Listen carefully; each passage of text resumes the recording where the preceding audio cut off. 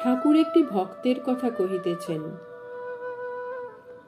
আমি তাকে বললুম, কাল বাজারে যাব, বড় বাজারে, তুই যাস। তাই বলে কি জানো, আমার ট্রামের 4 পয়সা ভাড়া লাগবে। কে যায়? বেনিপালের বাগানে কাল গিয়েছিল, সেখানে আবার আচার্যগিরি করলে।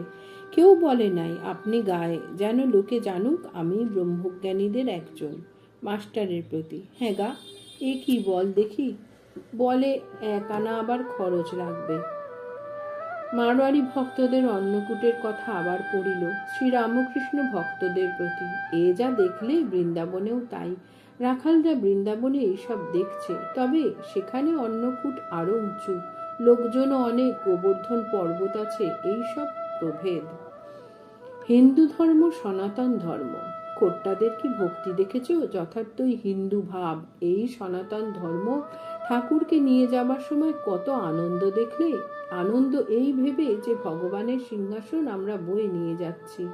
হিন্দু ধর্মই সনাতন ধর্ম। ইদানিং যে সকল ধর্ম দেখছো, এ সব তাঁরই ইচ্ছাতে হবে, থাকবে না।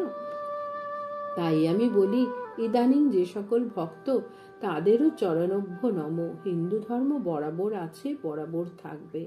মাস্টার বাড়ি প্রত্যাগমন করিবেন, ঠাকুরের চরণ বন্দনা করিয়া শোভা বাজারের কাছে নামিলেন। ঠাকুর আনন্দ করিতে করিতে গাড়িতে যাইতেছেন।